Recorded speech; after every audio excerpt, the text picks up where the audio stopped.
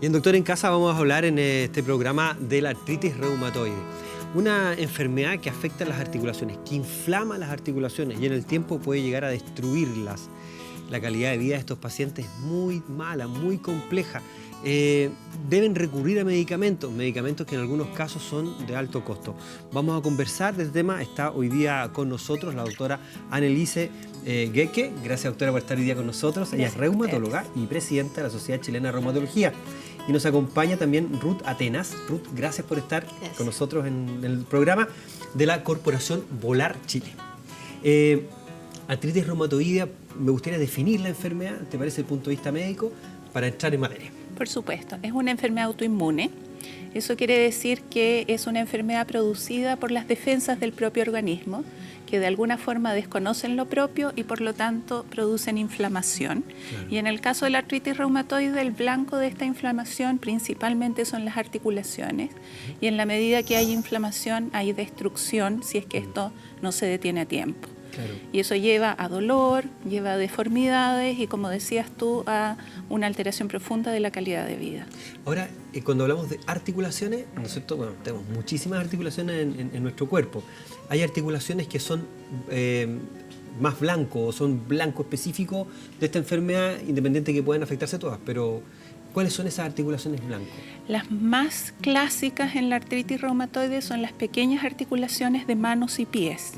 Y específicamente estas, los nudillos, y estas, en la mitad de los dedos. Normalmente es una enfermedad que afecta a ambos lados del cuerpo, lo que llamamos una artritis simétrica. Y lo equivalente en los pies. Además de eso puede comprometer las muñecas, codos, rodillas, caderas, pero una de las cosas clásicas son este compromiso de las articulaciones de las manos. Vamos a hablar de la clínica, pero antes de hablar de clínica, obviamente Ruth es quien nos puede expresar directamente tu experiencia con esta enfermedad. Ruth, ¿cómo parte esta enfermedad? ¿Cómo supiste que tenía artritis? Tengo artritis desde los 18 años, hace ya 30 años. Partió de repente, estaba bien estudiando y empecé a sentir como decaimiento, fatiga. Y así no pasó mucho tiempo a que no podía levantar los brazos, no podía caminar. ¿Estabas con dolor? ¿Te dolían las articulaciones? Cada día empezó como a aumentar ese dolor. Correcto. Es decir, partes con decaimiento, que es un síntoma como bastante inespecífico, presente en muchas enfermedades, pero que también nos invade la vida diaria, producto del estrés, el más dormir, etc. Entonces, como bien específico, entonces quizás no le diste mucho, no sé, mucha importancia en ese momento. No le di mucha importancia, pero ya cuando comencé a sentir como dolor específico en los tobillos, por ejemplo, y en las manos, en las muñecas, y que me impidió hacer cosas, ya fue como... Además tenía 18 años. Claro, joven, con dolor en las articulaciones. No entendía mucho. Claro. Y así llegué a un consultorio a ver qué era lo que tenía. Me tomaron como por... resfriados fuertes, me estuvieron inyectando benzatina con penicilina como para bajar los síntomas de inflamación, de dolor, pero no hasta después de 8 meses o 9 meses que llegué al hospital público con una interconsulta al especialista, y recién me diagnosticaron la artritis juvenil en ese tiempo. Correcto. Doctora, la descripción que hace Ruth es la descripción clínica, en lo que leemos en los libros médicos de cómo se presenta. Como es una enfermedad inflamatoria sistémica, eso quiere decir que es de todo el organismo, uno de los síntomas cardinales es que uno se siente fatigado, porque esto es como que uno anduviera todo el día corriendo la maratón, porque está luchando con esta inflamación constante. Correcto. Esta fatiga, como tú bien decías, es algo que se ve en la vida moderna a diario. Claro. Y por una parte, para el paciente es difícil reconocer que esto es una enfermedad importante, y a veces para el médico que la ve también piensa, porque no es fácil transmitir la intensidad de la fatiga. entonces a veces tampoco se toma en cuenta lo que debería ser. Y a esto se va sumando el dolor, la inflamación, la dificultad en las tareas de la vida diaria, y si uno llega al diagnóstico 8 meses después, como pasó con Ruth, lamentablemente ya tenemos secuelas. Entonces tenemos que llegar antes. Las secuelas en esta enfermedad están relacionadas en orden al daño que se produce en las articulaciones, fundamentalmente, o pudiera afectar otros sistemas, otros órganos, otras partes de nuestro cuerpo. Puede afectar otros órganos. Es menos habitual, pero también puede haber compromiso de otros órganos. Puede haber compromiso de pulmones, puede haber úlceras en la piel, puede haber inflamación de los ojos y una serie de otros compromisos que pueden ser también muy importantes. Correcto. Pero aunque no los haya, el compromiso de las propias articulaciones es debilitante y es algo que hay que evitar. Esta enfermedad cruza también, entendiendo que existe, que la persona tiene esta enfermedad, que es crónica, tiene brotes, tiene activaciones que pueden ser obviamente de inflamación, dolor y también que pueden generar más secuelas a la larga en las articulaciones. La suma de todos los periodos de inflamación es lo que finalmente se hace cargo del volumen de secuelas. Ya. Y clásicamente esto evoluciona con periodos de mayor actividad y menor actividad, independiente del tratamiento. Correcto. Cuando ya ha pasado el tiempo, finalmente el paciente sin terapia está siempre activo, o sea, siempre hay algún grado de inflamación. Pero especialmente al inicio normalmente tenemos brotes de actividad y después el paciente puede sentirse sano. Entonces, en el fondo, a veces se demora la hora del médico, uno toma la hora, no hay en el hospital, y cuando lo llaman... Claro, se me pasó, me dolía antes, pero puede haber sido cansancio, pero puede haber sido ejercicio, pero tantas condicionantes, ¿no? Así es. Como para justificar eso y nos vamos quedando atrasados en el diagnóstico de personas que están hoy día con esta enfermedad. Si tuviésemos que hacer un llamado de atención a las personas que nos están viendo en el programa, ¿cuáles son los signos cardinales, las señales importantes que sumadas hacen que nosotros tengamos que ir al doctor y perseverar por obtener un diagnóstico?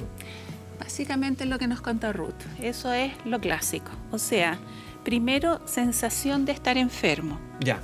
¿Sí? Que va más allá del cansancio habitual, que nosotros sabemos que puede ocurrir y que a lo mejor, probablemente lo relacionamos con cuánta actividad tenemos, o si estamos deprimidos, etcétera. Pero si no hay causa y estamos muy cansados, es raro. Si a eso se suma dolor, y un dolor en estas articulaciones, correcto, mitad de los dedos, y la de los nudillos, y en ambas manos, que puede ocurrir en brotes o se mantiene en el tiempo, o si es que ocurre en los pies, más o menos en la misma parte, o sea, donde nacen los dedos del pie, a veces el empeine. Si es que notamos que están hinchadas las articulaciones, con mayor razón.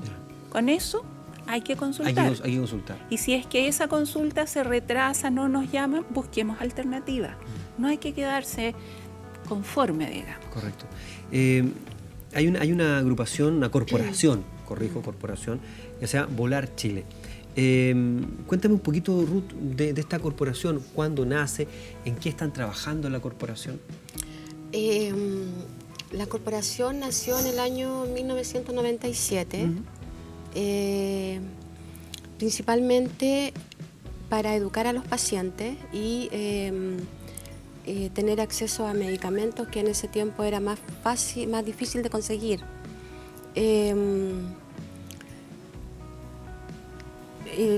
Tenemos grupos de pacientes en diferentes hospitales públicos. Correcto. Lo que le llamamos ligas volar. También tenemos corporaciones filiales en el norte, en el sur.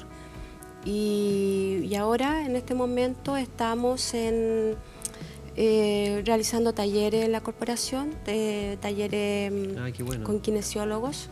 De acuerdo. Y la educación que la hacemos todos los años. La corporación tiene un foco puesto, que es muy importante, en educar a los pacientes, educar a las personas que están teniendo el diagnóstico, ¿no es cierto?, de hacer una suerte también que es vital de acompañamiento, que es distinto cuando los médicos les decimos a los pacientes, mira, esto es, la enfermedad es así, los tratamientos son así, a que alguien que está en tu misma situación te diga cómo vive la enfermedad, que es un aporte tremendo que hacen hoy día todas las corporaciones, fundaciones, agrupaciones de pacientes con enfermedades. Ese es el rol entonces más importante de Volar hoy día. La educación al paciente es sumamente sumamente importante porque además empodera al paciente. Absolutamente. Y eso permite que el paciente tenga otra disposición con su médico, que tenga más participación en su tratamiento. Y eso es lo que tratamos de hacer durante todos estos años. Doctora, hablamos del tratamiento, tomando un poquito las palabras que dice Ruth. ¿En qué consiste el tratamiento hoy día? ¿Cuáles son las escalas de tratamiento que tiene un paciente diagnosticado? A ver, primero que nada está la educación, que es algo que tenemos que hacer todos. Y reforzar, absolutamente. No, el tratamiento de cualquier enfermedad no es solamente medicamentos. Entonces, trabajar en conjunto y hacer que, lo que decía Ruth, que el paciente se empodere, que él sienta que él es quien trabaja. Nosotros trabajamos con el paciente. Claro. No podemos hacer que se mejore si es que él no pone de su parte.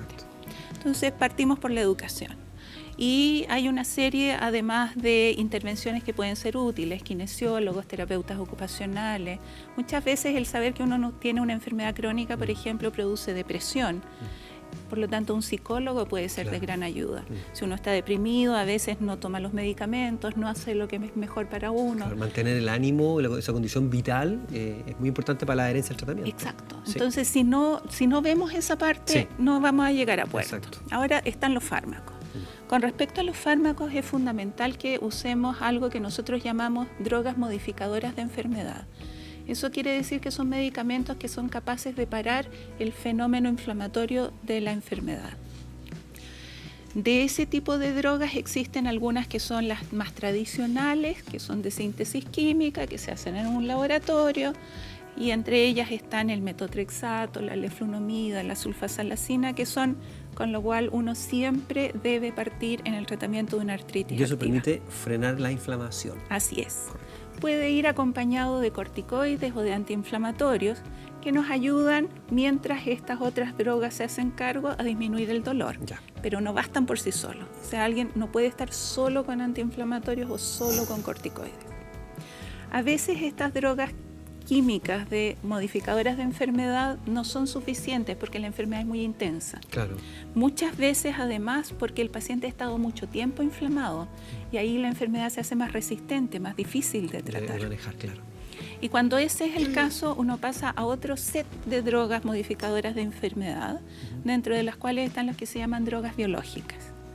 Y últimamente se han agregado con las mismas capacidades, con la misma eficacia, unas drogas que se llaman inhibidores de quinasas. Esas son muchísimo más caras y por lo tanto en general el acceso a esos medicamentos en nuestro país para la mayoría de los casos solo se hace cuando el paciente puede acceder a la ley Ricarte-Soto. A la ley Ricarte-Soto para ese tipo de medicamentos. Pero claramente se define muy bien, es una etapa de tratamiento, ¿no es cierto?, que no está en el primer rango. No. ¿No es cierto? Es un segundo o tercer rango de tratamiento. Pregunta, ley Ricarte-Soto, el GES, ¿tenemos hoy día GES para esta enfermedad? Tenemos GES para esta enfermedad y eso es fantástico. Convencionales. Para los tratamientos convencionales. Sí. Correcto. Y Aquí- tratamientos biológicos, perdón, No, doctora. sí. Ley Ricarte-Soto. Ley Ricarte-Soto. Es decir, desde el punto de vista, y te quiero preguntar eso también, que es muy importante, el acceso al tratamiento hoy día existe y está garantizado para esta enfermedad en nuestro país. ¿Sí? Así es.